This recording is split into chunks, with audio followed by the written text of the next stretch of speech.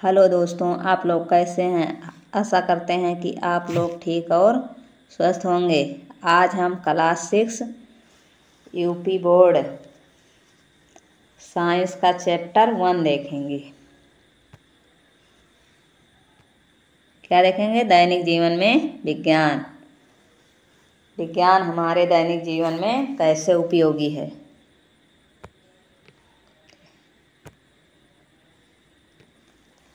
इस चैप्टर के अंतर्गत हम लोग क्या क्या देखेंगे?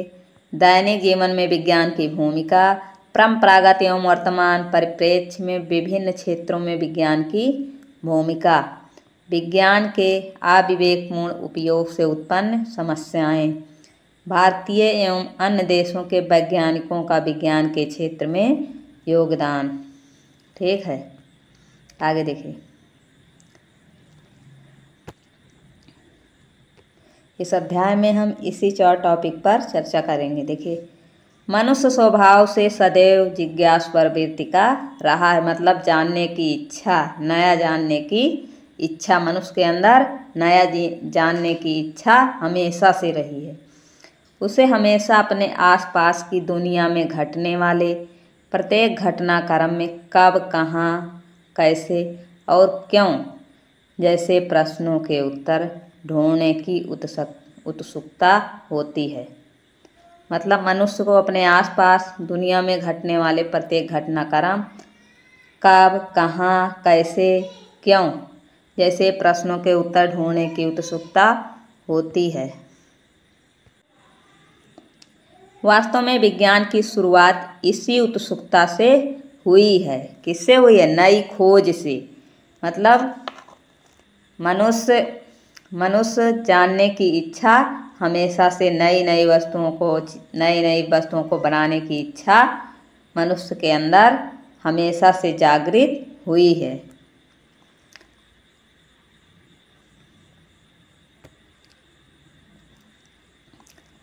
आइए एक जिज्ञासु बालिका सीमा द्वारा उठाए गए प्रश्नों एवं जिज्ञासाओं द्वारा इसे समझने का प्रयास करें। सीमा कभी अपनी माँ से पूछती है, कोई भी चीज़ ऊपर फेंकने या छोड़ने के बाद ज़मीन पर क्यों गिर जाती है।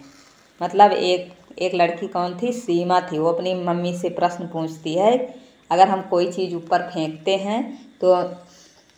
हैं तो फेंकने के बाद वो हमेशा ज़मीन पर क्यों गिर जाती है। प्रेशर कुकर में खाना जल्दी कैसे बन जाता है। दूध से दही कैसे बनता है।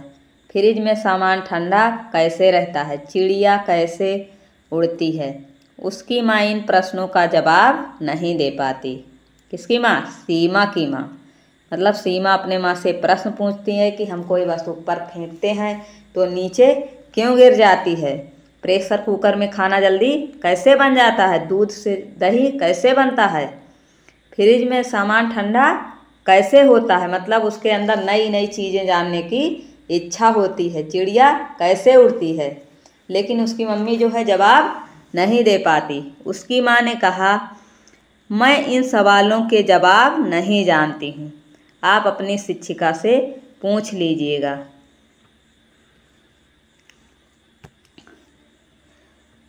दूसरे दिन सीमा ने वही सवाल कक्षा में अपनी शिक्षिका से पूछा। शिक्षिका ने सीमा को समझाते हुए कहा कि आपके सभी सवाल हमारे आसपास की दुनिया से संबंधित है। किससे संबंधित है? आसपास की दुनिया से। मनुष्य में हर चीज़ को जानने समझने की उत्सुकता होती है। यह उत्सुकता देखने, छूने, सूंघने, स्वाद चखने या सुनने के कारण उत्पन्न होती है। किससे किससे होती है? जानने या समझने की उत्सुकता, देखने और छूने की, सूंघने की, स्वाद की और चखने या सुनने की। ठीक है। उत्सुकता के कारण ही हमारे मन में तरह तरह के सवाल उठते हैं। जब हम कोई नई चीज़ जानने की इच्छा रखते हैं तो हमारे मन में तरह तरह के सवाल उठते हैं। विज्ञान इन सवालों का उत्तर देने की कोशिश करता है। कौन करता है? विज्ञान।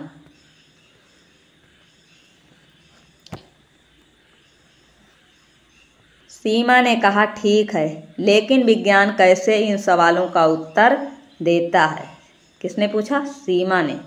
शिक्षिका बोली, यह जानने के लिए हमें यह समझना होगा कि वैज्ञानिक किस तरह कार्य करते हैं। वह जिस समस्या का हल खोजना होता है, सबसे पहले उसका सूक्ष्म अवलोकन करते हैं। कैसा अवलोकन? सूक्ष्म अवलोकन। और उससे संबंधित सभी जानकारियाँ इकट्ठा करते हैं, एकत्रित करते हैं। ठीक है, एकत्रित मतलब इकट्ठा की गई जानकारी के द्वारा वह अपने उत्तर के बारे में कल्पना करते हैं। जब वह सूक्ष्म जानकारियाँ मतलब एकत्रित कर लेते हैं तो उसके उत्तर के बारे में जानने की क्या करते हैं? कल्पना करते हैं। इस तरह किसी सिद्धांत की रचना की जाती है। सिद्धांत की रचना ही सवाल का सबसे अच्छा समाधान होता है। सिद्धांत की पुष्टि के लिए बार बार प्रयोग करना पड़ता है, मतलब बार बार प्रयोग किया जाता है। अगर बार बार प्रयोग करने के बाद बार बार वही उत्तर आता है, वही सबसे अच्छा समाधान माना जाता है। ताकि यह विश्वास होने लगे कि इस समस्या का सबसे अच्छा समाधान यही है। मतलब लोगों को विश्वास हो, बार बार कोई काम कर रहे हैं, वही रिजल्ट आ रहा है, वही आ रहा है, तो वही सबसे अच्छा क्या है? समाधान है।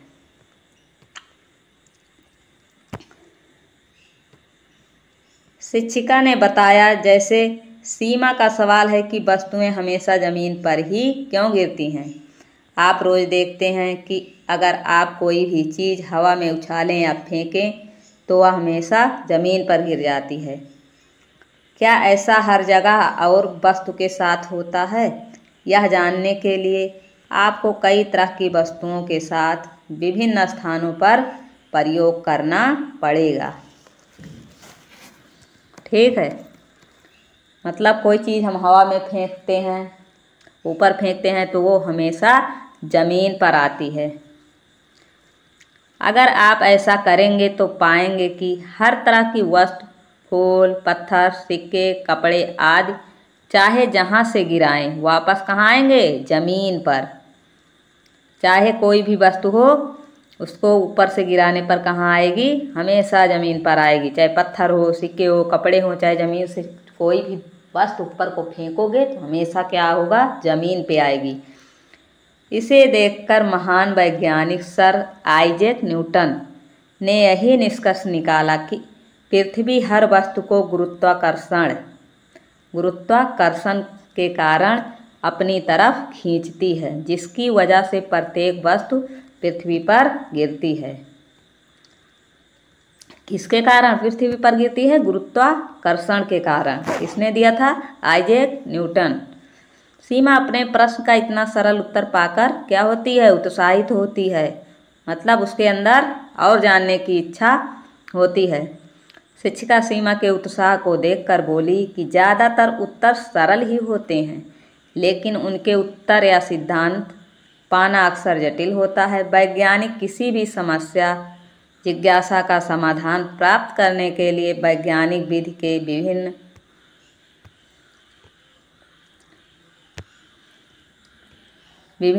चरणों के द्वारा निष्कर्ष निकालते हैं और उससे समाज को लाभान्वित करते हैं। वैज्ञानिक विधि के विभिन्न चरण हैं। जिज्ञासा। नंबर 1, जिज्ञासा मतलब प्रश्न करना। वैज्ञानिक विधि का पहला चरण क्या है? जिज्ञासा या प्रश्न करना। दूसरा क्या है? परिकल्पना। उसके बाद परीक्षण, फिर निरीक्षण, विश्लेषण या वर्गीकरण, अभिलेखन, फिर पुनर्विचार, निष्कर्ष निकालना। उसके बाद नए प्रयोग। सबसे पहले प्रश्न करेंगे, फिर परिकल्पना, फिर परीक्षण, फिर निरीक्षण या उसी को क्या कहेंगे? विश्लेषण, वर्गीकरण। उसके बाद 5वें नंबर पर अभिलेखन, फिर उस पर पुनः विचार करेंगे, फिर निष्कर्ष निकालेंगे, फिर उसके बाद नए प्रयोग करेंगे। वैज्ञानिक विधि के कितने चरण हैं? 8 चरण हैं। सीमा अब विज्ञान के बारे में और अधिक जानने के लिए उत्सुक थी। उसने पूछा, विज्ञान ने हमारे जीवन के लिए क्या क्या किया है? ये कौन है? Sir Isaac Newton. ये कौन है? Sir Isaac Newton.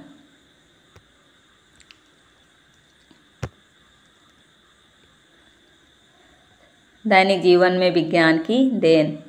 शिक्षिका ने सीमा के चित्रों के माध्यम से दैनिक जीवन में विज्ञान की वजह से आए परिवर्तन के बारे में समझाया।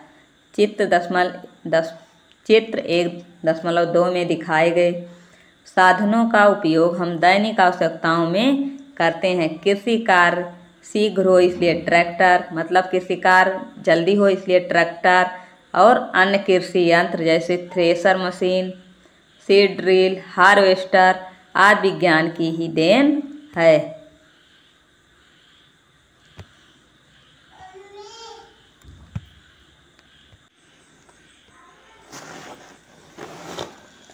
Thresher machine, seed drill, harvester आदि विज्ञान की ही देन है। घर बैठे देश विदेश की जानकारी व मनोरंजन टेलीविज़न व रेडियो द्वारा किया जाता है। मतलब घर बैठ के देश विदेश की जानकारी किसके द्वारा किया जाता है? टेलीविज़न, रेडियो के द्वारा किया जाता है।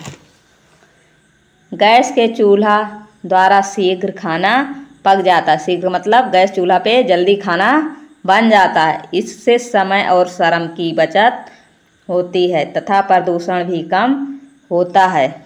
यातायात के विभिन्न साधन जैसे रेलगाड़ी, कार, बस, वायुयान हैं, जिनके द्वारा कुछ ही घंटों में लंबी यात्रा तय की जा सकती है। मतलब साधनों के माध्यम से लंबी यात्रा कुछ ही समय में की जा सकती है। विज्ञान की खोजों के फलस्वरूप ही कृषि यंत्रों, यातायात एवं संचार के साधनों तथा अन्य अनेक प्रकार के साधनों एवं सामग्रियों का विकास संभव है। विज्ञान ने हमारी बहुत सी समस्याएं जो भोजन, स्वास्थ्य और यातायात से जुड़ी हैं को सुलझाने में सहायता की है। किसको सुलझाने में सहायता की है? भोजन, स्वास्थ्य और यातायात।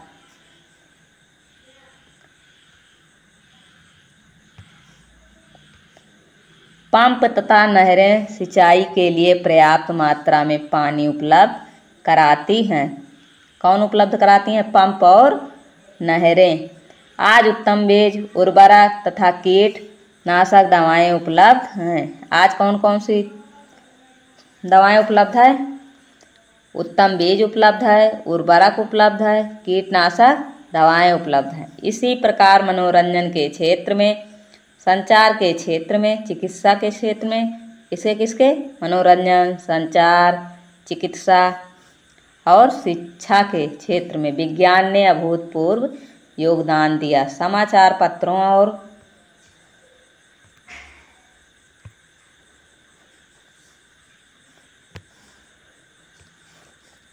देश विदेश में होने वाले विभिन्न समारोहों का सीधा प्रसारण हम टेलीविज़न पर देख सकते हैं। किस पर देख सकते हैं? टेलीविज़न पर।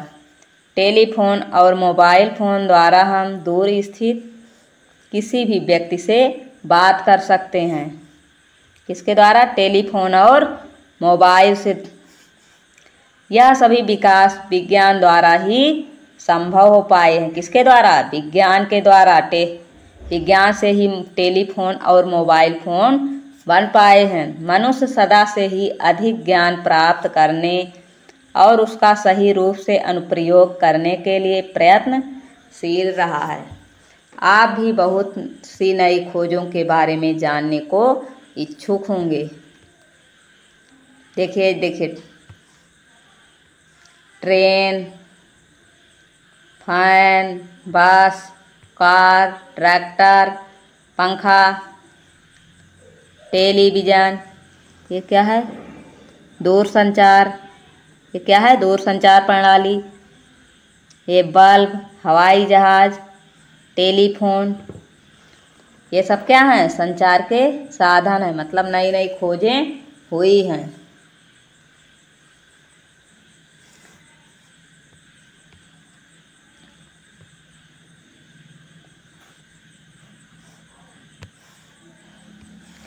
परंपरागत एवं वर्तमान परिप्रेक्ष्य में विभिन्न क्षेत्रों में विज्ञान की भूमिका। विभिन्न क्षेत्रों में विज्ञान ने अपना योगदान दिया है, मतलब अनेक क्षेत्रों में किसी तरह विज्ञान ने योगदान दिया है। विज्ञान ने हमारे दैनिक जीवन में होने वाले बहुत से कार्यों को आसान बनाया, मतलब दैनिक जीवन में जो कार्य होते हैं उसको क्या किया, आसान बनाया है। कौन? विज्ञान। तालिका 1.1 में परंपरागत एवं वर्तमान में प्रयोग होने वाले साधनों को दर्शाया है। ये देखिए दर्शाया है, ट्रेन, दूरसंचार, कार, बस, ट्रैक्टर, टेलीविज़न, पंखा, वायुयान, टेलीफोन, बल्ब। ठीक है।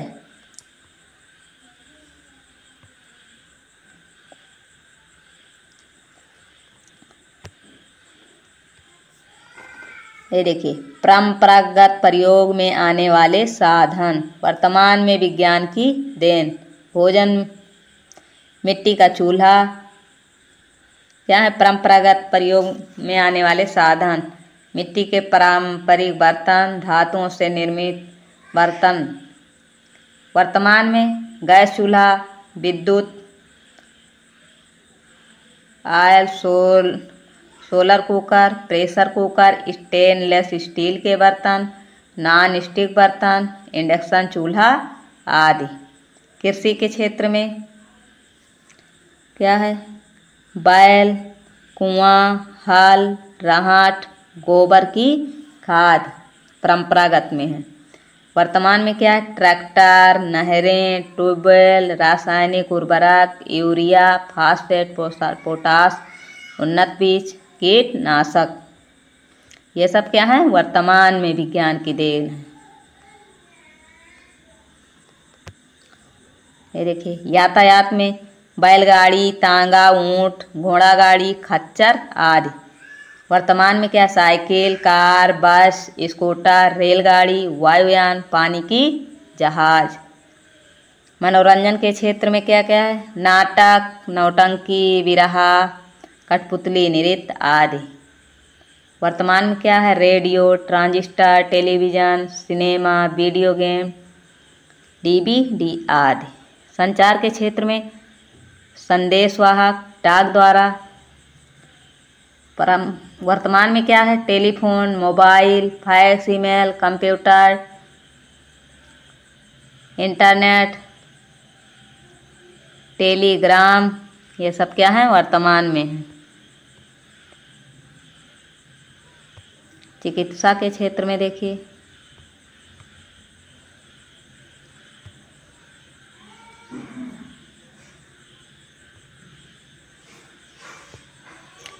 रोगों की जांच हेतु, उपचार हेतु दवाएं। नाड़ी देखकर, अनुमान द्वारा, जड़ी बूटी, झाड़ फूंक, घरेलू उपचार।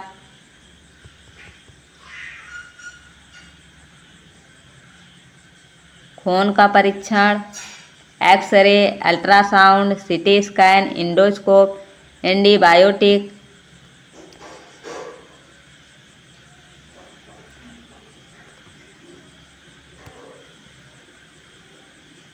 Ultrasound, antibiotic. ये थोड़ा नहीं दिख रहा है यहाँ। एंटीसेप्टिक दवाओं एवं शल्य क्रिया द्वारा। शिक्षा के क्षेत्र में गुरुकुल प्रणाली, विद्यालयों में शिक्षकों द्वारा पारंपरिक ढंग से अध्ययन। Overhead projector, computer, internet. दूरस्थ क्षेत्र में स्थित छात्रों का राष्ट्रीय एवं अंतर्राष्ट्रीय स्तर के योग्य शिक्षकों द्वारा गुणवत्ता शिक्षा एडुसेट नामक शैक्षिक उपग्रह द्वारा। ये सब क्या है? वर्तमान में है। अंतरिक्ष में क्या है? साधारण दूरबीन, वेधशालाएं, चंद्रयान 1, रडार, मंगलयान आदि। ये सब क्या है? वर्तमान में। ये सब क्या है? वर्तमान में। ये क्या है? परंपरागत। रक्षा के क्षेत्र में भाला, तलवार, तीर धनुष आदि। और इसमें वर्तमान में बंदूक, पिस्तौल, टंकार, मिसाइल, परमाणु बम आदि।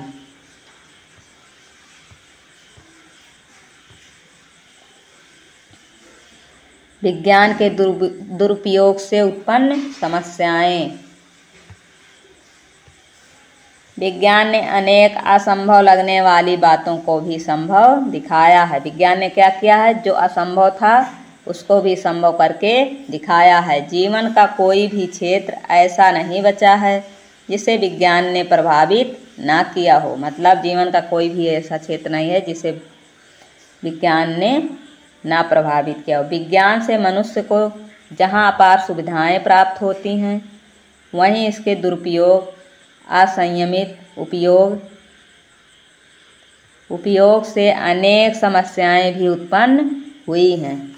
जैसे विज्ञान की प्रगति के फलस्वरूप यातायात के क्षेत्र में पेट्रोल डीजल चालित वाहनों की वृद्धि के कारण पर्यावरण असंतुलित और प्रदूषित हो रहा है। क्या हो रहा है? असंतुलित और प्रदूषित। किसके प्रयोग से? पेट्रोल और डीजल के प्रयोग से। रासायनिक उर्वरकों एवं कीटनाशक दवाओं के उपयोग से कृषि उत्पादन में अत्यधिक वृद्धि हुई है, किंतु अनुचित प्रयोग से मृदा प्रदूषण एवं जल प्रदूषण का मतलब रासायनिक उर्वरक कीटनाशक दवाओं के उपयोग से कृषि उत्पादन में तो वृद्धि हो रही, लेकिन मृदा प्रदूषण और जल प्रदूषण संकट उत्पन्न हो गया है। जल प्रदूषण का क्या हो गया? संकट का मतलब परेशानी उत्पन्न हो गई है। नदियां प्रदूषित होती जा रही हैं और किसान के मित्र कहे जाने वाले केचुआ, सांप आदि की संख्या घटती जा रही। किसान का मित्र क्या है? केचुआ। ये सब कंपटीशन में क्वेश्चन आते हैं। किसान के मित्र कौन है? केचुआ। भूजल के असंयमित दोहन से भूजल स्तर नीचे खिसकता जा रहा है। मतलब हम लोग कुएं से, तालाब से जो पानी मतलब अधिक मात्रा में निकाल रहे हैं टेबल द्वारा, नल द्वारा, जिससे क्या हो रहे हैं? कुएं और तालाब सूख रहे हैं। तीव्र ध्वनियाँ उत्पन्न करने वाले संगीत, लाउड स्पीकर आदि से ध्वनियों उत्पन्न हो रहा है, जिससे मानव मस्तिष्क पर दुष्प्रभाव पड़ रहा है। मतलब ध्वनि प्रदूषण हो रहा है। किससे? संगीत और लाउड स्पीकर से। जैसे गांव में देखते हैं डीजे उजे बहुत तेज बजता है, इससे क्या होता है? ध्वनि प्रदूषण होता है।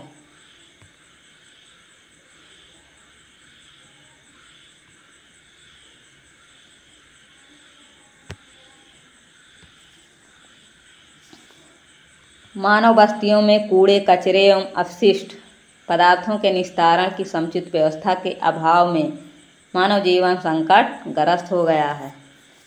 जैसे सब लोग, गांव के लोग मतलब कूड़ा कचरा कहीं भी फेंक देते हैं, वहाँ मतलब अपशिष्ट पदार्थों के निस्तारण के लिए कोई व्यवस्था नहीं है। इससे क्या हुआ है? मानव जीवन संकटग्रस्त हो रहा है। रेडियोधर्मी विकिरण के कारण पृथ्वी पर जीवन के अस्तित्व का भय उत्पन्न हो गया। ओजोन परत में छिद्र वायु प्रदूषण के कारण है। ओजोन परत में छिद्र किसके कारण है? वायु प्रदूषण के कारण। परमाणु ऊर्जा के अनुचित प्रयोग से ही हिरोशिमा और नागासाकी में पलक झपकते ही लाखों लोगों के जीवन का अंत हो गया। मतलब परमाणु का अनुचित मतलब गलत प्रयोग से क्या हुआ? बम गिरा हिरोशिमा में, जिससे हिरोशिमा और नागासाकी में देखते देखते लाखों लोगों मर गए।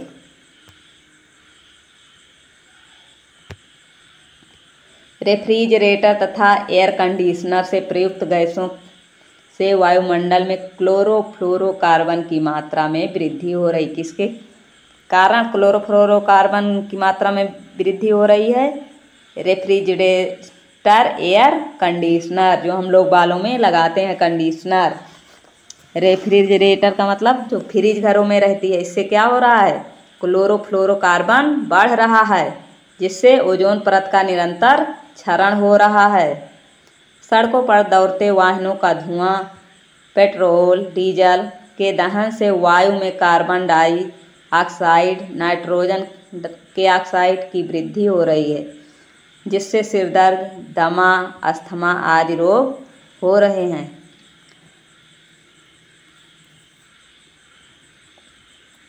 धुआं और पेट्रोल डीजल से क्या होता है, कार्बन डाइऑक्साइड और नाइट्रोजन के ऑक्साइड में क्या हो रही है, वृद्धि हो रही है। ठीक है, इसके कारण क्या हो रहे हैं, सिर दर्द, दमा, अस्थमा और इतने रोग हो रहे हैं, सिर दर्द, दमा, अस्थमा।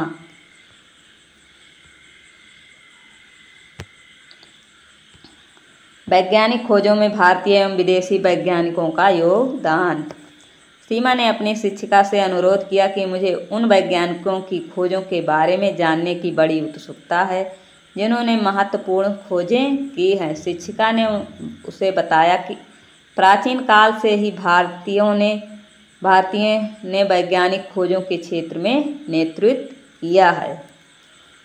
मतलब जिन वैज्ञानिकों ने विज्ञान के क्षेत्र में योगदान दिया है, सीमा ने कहा हमें उनके बारे में क्या करना है, जानना है।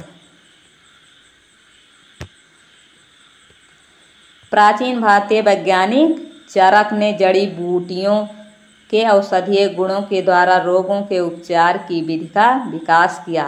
किसने किया, चरक ने। ठीक है, औषधीय गुणों के द्वारा रोगों के उपचार की विधि का विकास किसने किया, चरक ने। तथा सुश्रुत ने शल्य चिकित्सक के क्षेत्र में महत्वपूर्ण योगदान दिया। आर्यभट्ट ने पाई का मान, श्रीधराचार्य वर्ग समीकरण का हल देने वाले प्रथम गणितज्ञ थे। कौन थे, आर्यभट्ट थे। आधुनिक वैज्ञानिक खोजों में भारतीय एवं अन्य देशों के वैज्ञानिकों उनकी खोजों को तालिका 1.2 और 1.3 के माध्यम से दर्शाया गया है। भारतीय वैज्ञानिक एवं उनका योगदान देखिए।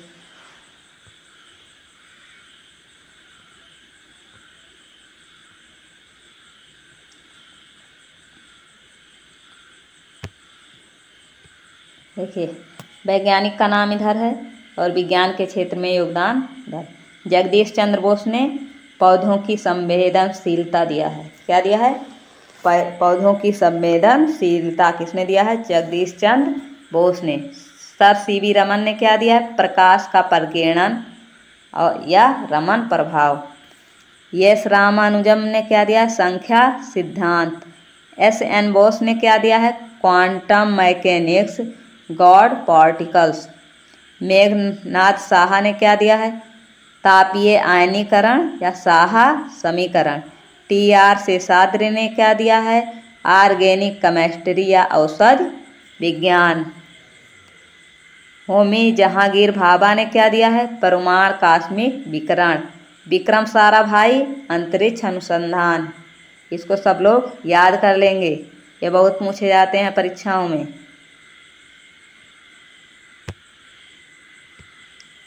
Doctor APJ. अब्दुल कलाम, प्रक्षेपण शास्त्र, मिसाइल प्रक्षेपण। डॉक्टर कस्तूरी रंगन, प्रक्षेपण शास्त्र दिया है। डॉक्टर अरविंद खुराना, अनुवांशिक कोड की स्थापना किसने किया है, डॉक्टर अरविंद खुराना। सुब्रमण्यम चंद्रशेखर ने क्या दिया है, खगोल विज्ञान। कल्पना चावला ने अंतरिक्ष विज्ञान। ये देखिए कौन है, ये कौन है, आर्यभट्ट। ये कौन है, सीवी रमन। होमी जहांगीर भाभा। ये कौन है, कल्पना चावला। Doctor APJ. अब्दुल कलाम। ये देखिए ये सब लोग हैं, Aryabhatta, CV Raman, Homi Jehangir Bhabha, Kalpana Chawla, doctor APJ. Abdul Kalam. चित्र 1.3 ये सब कौन थे, ये सब भारतीय वैज्ञानिक थे। ठीक है, और ये भी भारतीय वैज्ञानिक हैं। भारतीय वैज्ञानिक, विदेशी वैज्ञानिक एवं उनका योगदान। ये सब कौन है, विदेशी वैज्ञानिक हैं। देखिए वैज्ञानिक का नाम, विज्ञान के क्षेत्र में योगदान। एडवर्ड जेनर ने क्या दिया था? रोगों से सुरक्षा हेतु वैक्सीन। अलेक्जेंडर फ्लेमिंग ने किसकी खोज की थी? पेनिसिलिन की खोज। मैडम मैरी क्यूरी ने रेडियम और पोलोनियम की खोज की थी। गैलीलियो गैलीली ने दूरबीन की खोज की थी। थॉमस एल्वा एडिसन ने किसकी खोज की थी? ग्रामोफोन एवं विद्युत बल्ब। गैलीलियो गैलीली ने दूरबीन, थॉमस एल्वा एडिसन ग्रामोफोन एवं विद्युत बल्ब, मैडम क्यूरी रेडियम और polonium, Alexander Fleming penicillin, Edward Jenner रोगों से सुरक्षा हेतु वैक्सीन। गुलियल्मो मार्कोनी ने क्या किया था? रेडियो की खोज। अलेक्जेंडर ग्राहम बेल ने टेलीफोन की। Marconi radio, Alexander Graham Bell ने टेलीफोन की खोज की।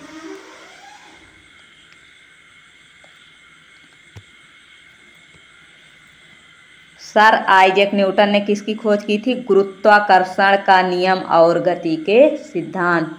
न्यूटन ने किसकी खोज की थी? गुरुत्वाकर्षण का नियम और गति का सिद्धांत। चार्ल्स बैबेज ने कंप्यूटर की खोज की थी। ठीक है।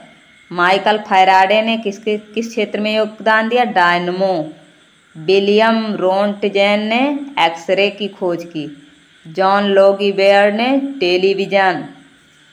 अल्बर्ट आइंस्टीन ने फोटो इलेक्ट्रिक प्रभाव। सर आइजैक न्यूटन गुरुत्वाकर्षण का नियम, गति के सिद्धांत। Charles Babbage computer. Michael Faraday dynamo. William Roentgen x ray. Television John Logie Baird. Albert Einstein ने फोटो इलेक्ट्रिक प्रभाव। सब कौन थे? विदेशी वैज्ञानिक थे। ये देखिए,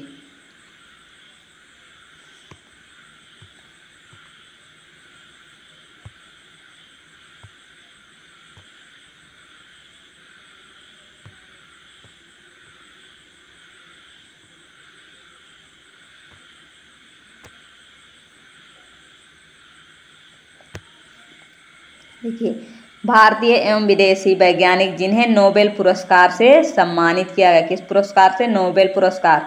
इसमें कौन कौन है? Sir CV Raman, Arvind Khurana, Subrahmanyan Chandrasekhar, Albert Einstein, madam Curie, Alexander Fleming. इन सबको क्या मिला है? नोबेल पुरस्कार विज्ञान के क्षेत्र में। सर सीवी रमन को मिला है, अरविंद खुराना को मिला, सुब्रह्मण्यम चंद्रशेखर को मिला, Albert Einstein, madam Curie, Alexander Fleming, इतने लोगों को क्या मिला? विज्ञान के क्षेत्र में नोबेल पुरस्कार। भारतीय अंतरिक्ष अनुसंधान इसरो। भारत में अंतरिक्ष अन्वेषण मतलब खोज, अंतरिक्ष प्रौद्योगिकी के विकास एवं उसके अनुप्रयोग का कार्य भारतीय अंतरिक्ष अनुसंधान संस्थान इंडियन स्पेस रिसर्च ऑर्गेनाइजेशन द्वारा किया जाता है। इसे संक्षेप में क्या कहते हैं? इसरो। भारतीय अंतरिक्ष अनुसंधान संस्थान को संक्षेप में इसरो कहते हैं। इसकी स्थापना 15 अगस्त 1969 को हुई थी। कब हुई? 15 अगस्त 1969। ये सब क्वेश्चन एग्जाम में पूछे जाते हैं। इसरो का मुख्यालय कहाँ है? बेंगलुरु। कहाँ है? बेंगलुरु। यहाँ पर कृत्रिम मतलब मानव निर्मित उपग्रहों को डिजाइन करके निर्माण किया जाता है। मतलब मानव द्वारा निर्मित उपग्रहों को डिजाइन करके बनाया जाता है। कृत्रिम उपग्रह भी पृथ्वी की परिक्रमा करते हैं। जो कृत्रिम मतलब मानव निर्मित जो उपग्रह हैं वो भी पृथ्वी की क्या करते हैं? परिक्रमा करते हैं। कृत्रिम उपग्रह अंतरिक्ष में कुछ प्रमुख उद्देश्यों के लिए प्रक्षेपित किए जाते हैं। प्रक्षेपित मतलब छोड़े जाते हैं, जिनमें दूरसंचार, मौसम विभाग संबंधी अध्ययन, आपदा प्रबंधन, नौवहन और समर्पित दूरस्थ शिक्षा संबंधी उपग्रह आदि प्रमुख हैं। कौन कौन से? दूरसंचार के, मौसम विभाग के, आपदा प्रबंधन के, नौवहन के और दूरस्थ शिक्षा संबंधी उपग्रह। इतने प्रकार के उपग्रह मानव निर्मित अंतरिक्ष में प्रक्षेपित किए जाते हैं। ठीक है, चलो आगे देखते हैं हमने क्या सीखा इस अध्याय में। चलिए देखिए क्या क्या सीखा। दैनिक जीवन में विज्ञान की देन ने जीवन को क्या बनाया? सरल और सुखमय बनाया है। विभिन्न क्षेत्रों में विज्ञान के योगदान से विकास संभव हो सका है। विज्ञान की खोज एवं आविष्कारों का दुरुपयोग भी हो रहा है। परमाणु बम, हाइड्रोजन बम, प्रक्षेपास्त्रों आदि का निर्माण हुआ है। किसका? परमाणु बम, हाइड्रोजन बम और प्रक्षेप अस्त्रों का। ठीक है। विज्ञान की प्रगति के फलस्वरूप वाहनों, कीटनाशक दवाओं के उत्पादन में अत्यधिक वृद्धि हुई है, जिससे बढ़ती जनसंख्या की मांगों की आपूर्ति हुई है। जो हमारे देश में बढ़ती जनसंख्या है उसकी आपूर्ति, मतलब वो जो मांग करते हैं उनके खाने पीने की वस्तुओं में क्या हुई है? आपूर्ति हुई है। परंतु इससे पर्यावरण क्या हुआ है? असंतुलित और प्रदूषित हो रहा है और मानव जीवन क्या हो गया? संकटमय। इसके आगे अभ्यास प्रश्न है। अभ्यास प्रश्न को हम कल अगली वीडियो में करेंगे। अगर वीडियो पसंद आई हो तो कमेंट अवश्य करें और सब्सक्राइब करें, लाइक करें। धन्यवाद।